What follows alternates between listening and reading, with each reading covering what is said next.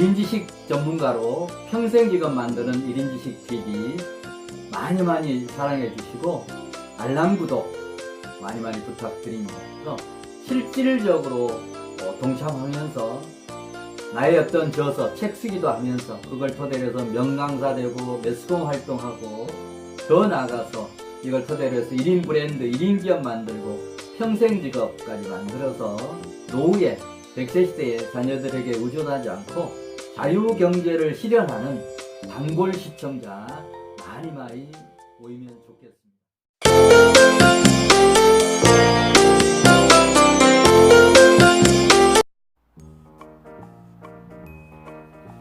안녕하세요. 행동하는 실천가 박주관 박사입니다. 여러분 반갑습니다. 네, 여러분 사랑합니다. 여러분 최고입니다. 네, 오늘은 강의 명강사가 되기 위해서 강의 목차 구성 3원칙과 강의한 자료 수집 4가지 방법에 대해서 소개해 드리겠습니다. 자, 오늘 여러분 주변에 보이는 이 환경이 저희 아파트 베란다에 있는 제1 스튜디오입니다. 베란다 정원에서 이런 강의를 진행을 합니다. 저는 그동안에 35년 넘게 전국을 누비면서 7,000회 이상의 이런 기업, 그 다음에 관공서, 대학, 기업들 이런 강의를 그렇게 했습니다. 자, 그런 저의 체험을 토대로 해서 오늘 앞으로 명강사가 되겠다라고 하는 그런 청년들, 그 다음에 중장년, 시니어들에게 저의 그런 오랜 체험을 여러분에게 전달하기 위해서 이런 강의 테마를 잡았습니다. 자, 강의 목차 구성 3원칙 먼저 강의 목차 구성 3원칙부터 말씀을 드리겠습니다. 강의를 잘 하려고 하면 강의안을 작성을 잘 해야 됩니다. 강의안을 작성을 할 때 이런 강의안의 목차를 어떻게 구성할 거냐, 이게 매우 중요합니다. 근데 제가 강의를 오랫동안 해보니까 강의안 목차 구성하는데 3가지 원칙이 있습니다. 자, 그런 원칙 먼저 말씀을 드리겠습니다. 강의안 목차 구성의 3원칙 중에서 첫 번째 원칙, 목차 구성이 강의 성공의 첫째 관문이다 라고 하는 인식을 하시면 좋습니다. 우리가 즉흥식으로 강의하는 사람도 물론 있긴 합니다만 강의는 철저한 준비하는 것만큼 알찬 강의가 가능합니다. 제가 아는 어떤 명강사분은 정말 그 한 달 이내에서는 강의 수락을 안 한다라고 합니다. 왜? 충분한 강의 준비 기간을 갖기 위해서 그렇다라고 얘기를 합니다. 최소한 한 달 이상 미리 예약을 받아서 강의안 작성뿐만이 아니고 준비하고 자료 수집하고 연습하고 하는, 그런데 투자할 시간을 얻기 위해서 최소한의 강의 수주 기간을 이렇게 정해놓고 활동하는 그런 분도 계십니다. 따라서 그런 과정에서 강의를 성공적으로 하려고 하면 이런 첫 번째가 이제 강의안을 작성을 잘해야 되는데, 우리가 인식부터 이런 강의를 잘하기 위해서 첫 번째 해야 될 부분이 강의안을 제대로 작성하는 것, 이게 강의 성공의 첫째 관문이다 라고 하는 인식을 해야만 강의안 작성을 체계적으로 집중적으로 효과적으로 할 수 있다라는 그런 얘기입니다. 자, 강의안 목차 구성의 3원칙 중에서 두 번째, 이 목차 구성 흐름이 매끄러워야 됩니다. 우리가 어떤 강사들 경력이 20년, 30년 되는 분들도 보면 정말 체계가 없이 기본이 안 돼 있는 강의를 많이 합니다. 또 매스컴이나 이런 쪽에서 어떤 재밌게 강의하는 거 물론 꼭 필요한데, 재밌게 하는 데만 집중하다 보니까 웃기고 재밌게 하는데 나중에 끝나고 보면 알맹이가 없는 강의들이 너무 많고 체계가 없는 강의들이 또 너무 많습니다. 따라서 강의안을 구성할 때부터 이 흐름이 매끄럽도록, 예를 들면 서론, 본론, 결론이 명확하게 있다라든지 기승전결 이런 부분이 명확하다든지, 이런 어떤 강의를 할 때 강의안에 구성하는 이런 어떤 흐름이 우선 매끄러워야 된다라고 하는 그런 얘기. 이 매끄럽다라고 하는 것은 수강생의 입장에서 이해가 잘 될 수 있도록 흐름을 파악하면서 강의를 들을 수 있도록 그렇게 구성하는 것이 필요하다라고 하는 그런 얘기. 그 다음 이제 세 번째, 강의한 목차 구성을 할 때 3대 원칙 중에서 세 번째는 뭐냐면 서론, 본론, 결론 또는 경우에 따라서는 기승전결 이런 형식을 강의에도 채택할 필요가 있다라고 하는 그런 얘기. 강의가 논문은 아니지만 서론, 본론, 결론이 명확해야 되는 겁니다. 강의 테마에 따라서 다르지만 서론은 왜 이런 강의를 하게 되었는지 그런 이유와 이런 강의를 통해서 강사가 수강생들에게 어떤 것을 전달하려고 한다, 어떤 동기부여를 일으키기 위해서 이런 강의를 한다라고 하는 그런 내용을 주로 얘기를 하는 게 이제 서론 부분입니다. 본론은 어떻게라고 하는 그런 의미에서 서론에서 얘기했던 그런 부분에 대한 해답들을 제시하는 겁니다. 방법론, 어떻게 할 거냐, 구체적인 그런 어떤 방안들이나 이런 걸 제시하는 게 이제 본론. 그 다음에 결론은 이런 서론에서 제기했던 동기부여나 이런 강의의 목적에 맞게 본론 강의를 하고 나서 결론 부분은 그러면 수강생들이 이런 강의를 듣고 수강생들은 어떻게 해야 되느냐 라고 하는 그런 실천 방안 이런 부분에 대해서 얘기를 하는 것이 일반적인 흐름이라고 보시면 좋습니다. 또 경우에 따른 기승전결, 기라고 하는 걸 뭔가 일으키는 거 아니겠습니까? 뭔가 제시하는 그런 부분입니다. 이런 어떤 강의 테마의 목적이라든지 이런 강의를 왜 하는가 또는 어떤 이슈를 부각시키는 거 이런 것들이 기에 해당합니다. 승이라고 하는 것은 기에서 이렇게 어떤 문제 제기했던 거라든지 이런 부분을 좀 더 해답을 찾아가기 위한 그런 어떤 첫 번째 단계, 승화시키는, 기를 승화시키는 그런 어떤 개념이 승입니다. 전결은 아까 서론, 본론, 결론에서 얘기하는 본론에 해당하는 기승전, 서론,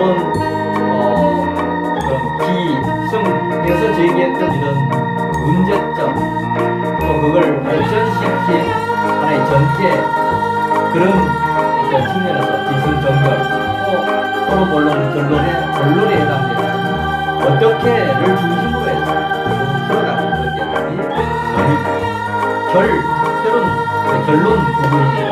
앞에서 얘기했던 걸 요약 정리를 하면서 또 강사가 정말 수강생들에게 전하고 싶은 그런 강한 메시지도 전달하면서 수강생들이 실천해야 될 그런 어떤 과제들을 제시하는 이게 이제 기승전결 따라서 강의한 구성할 때부터 서론, 본론, 결론 또는 기승전결 이런 부분을 염두에 두고 강의안을 작성하는 것이 강의를 성공적으로 이끄는 지름길이다.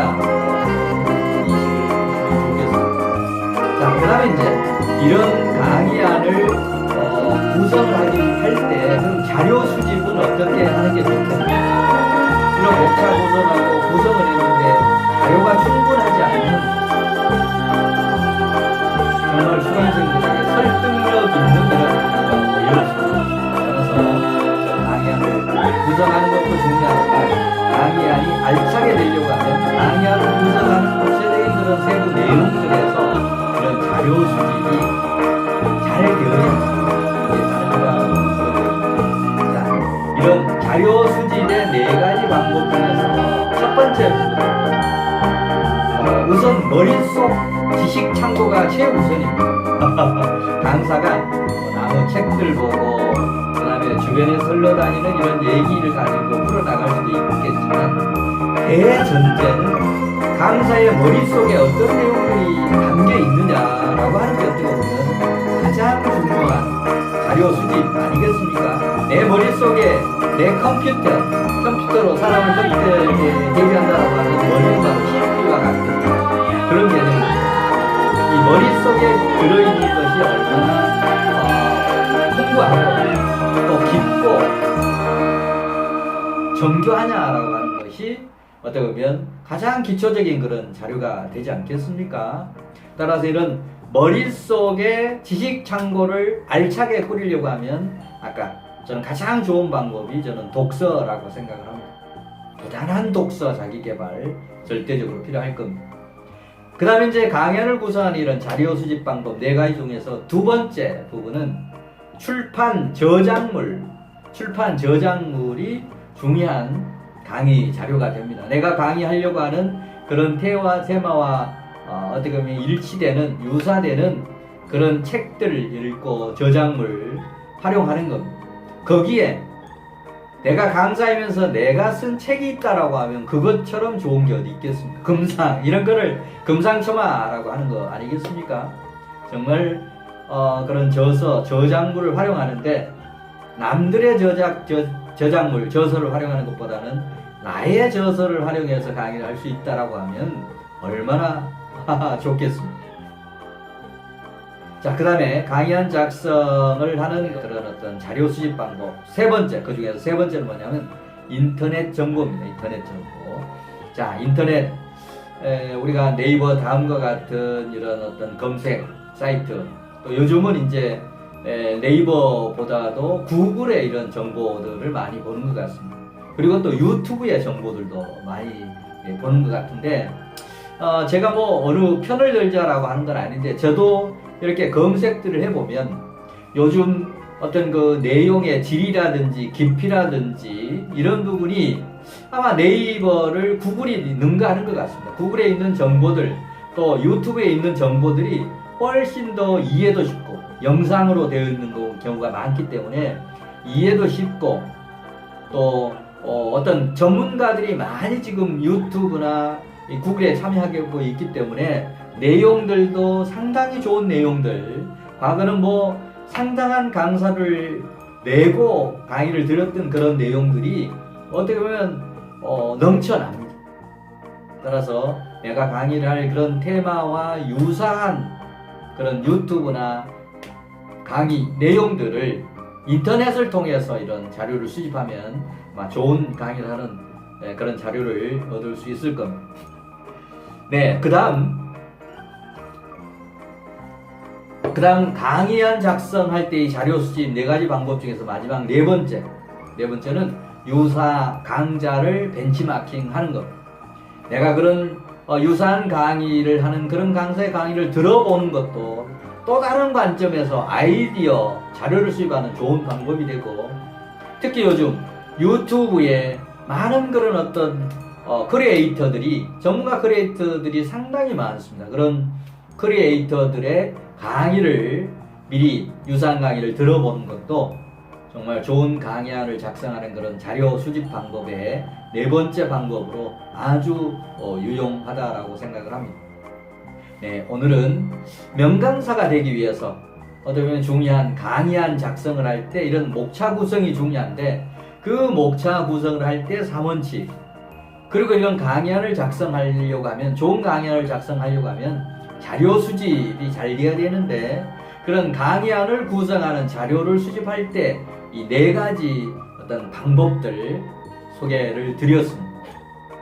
또 다음 시간에는 좀 더 구체적으로 명강사가 되기 위해서 어떻게 보면 각 부문 부분별로 서론 부분 강의안을 어떻게 작성하고, 또 강의는 어떻게 하고, 본론 부분의 강의는 또 어떻게 작성하고, 강의는 실제 어떻게 하고, 그 다음에 결론 부분의 강의안을 어떻게 작성하고, 또 강의는 구체적으로 어떻게 할 것인지, 이런 것에 대한 구체적인 체험 말씀을 계속 드리도록 하겠습니다. 특히 명강사가 되기 위한 분들, 제가 책을 쓰는 거, 이 강의를 하는 거, 이런 거 집중적으로 강의를 해 가고 있으니까 정말 한두 해 한 것도 아니고 35년 넘게 7철회 이상 강의했던 이런 체험을 여러분에게 나누고 있고, 또 여러 커뮤니케이션을 통해서 댓글이나 이런 쪽을 통해서 또 질문 주시고,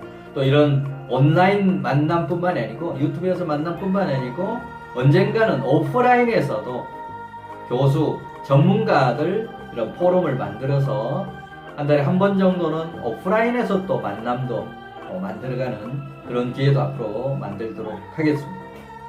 다음 시간에 또 뵙도록 하겠습니다.